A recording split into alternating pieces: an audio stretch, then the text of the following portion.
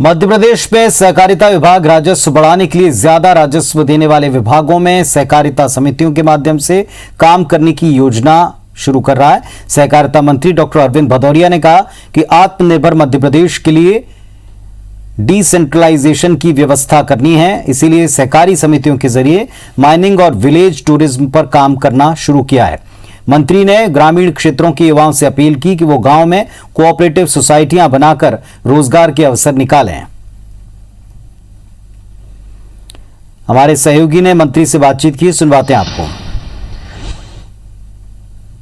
मध्य प्रदेश में राजस्व बढ़ाने के लिए कई तरह के उपाय विभाग कर रहे हैं। मुख्यमंत्री का जोर राजस्व बढ़ाने के ऊपर है। हमारे साथ मध्य प्रदेश के सहकारिता मंत्री डॉक्टर अरविंद भदौरिया है। सर, राजस्व बढ़ाने पर जोर है। आपने एक प्लान बनाया है कि सहकारी सोसाइटियां या सहकारी समितियां बनाकर हम माइनिंग के क्षेत्र में कदम रखना चाहते हैं। क्या खुश तैयारी है, क्या प्लान है ये? एक्चुअली माननीय सीएम साहब का निर्देश भी है, आत्मनिर्भर भारत के तहत मध्य प्रदेश में अधिकतम लोगों को रोजगार मिल जाए। उस दृष्टि से हम लोग प्लान कर रहे हैं कि माइनिंग के क्षेत्र में सहकारी समितियों के माध्यम से इनको काम दिया जाए।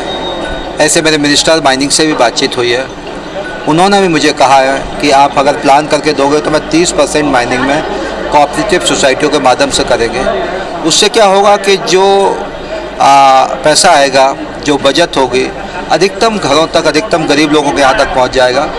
टूरिज्म की दृष्टि से भी कोऑपरेटिव सोसाइटियों के माध्यम से अगर आप करना चाहते तो मैं इसके लिए भी आह्वान करता हूँ युवाओं को।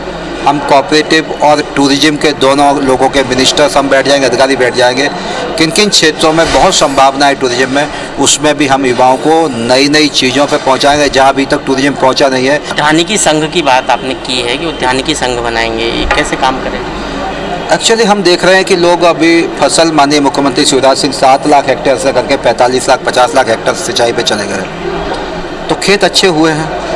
हम धान कर रहे हैं, गेहूं कर रहे हैं, ट्रेडिशनल फसलें करते हैं। कुछ लोग दूसरे तब उद्यानिकी के बारे में भी आगे बढ़े, जैसे फल लगा रहे हैं, सब्जियां लगा रहे हैं, कई लोग फूल लगा रहे हैं। तो इसमें भी उद्यानिकी के क्षेत्र में भी एक कोऑपरेटिव सोसाइटी बना के उनको कैसे लाभ हो सकता है, उसके बारे में भी हम लोग प्लान करेंगे। किसानों को कैसे अधिकतम लाभ हो सकता, कैसे किसान इंडिपेंडेंट की ओर खड़ा हो सके। तो आने वाले समय में आप देखेंगे कि खदानों को लेकर, जिस तरह खदानों की तरफ रुचि होती है लोगों की, लेकिन अब स्व सहायता समूह और सहकारी समितियां आपको माइनिंग चलाती हुई नजर आएगी। कैमरा पर्सन विनीत के साथ विवेक पटिया, IBC 24 भोपाल।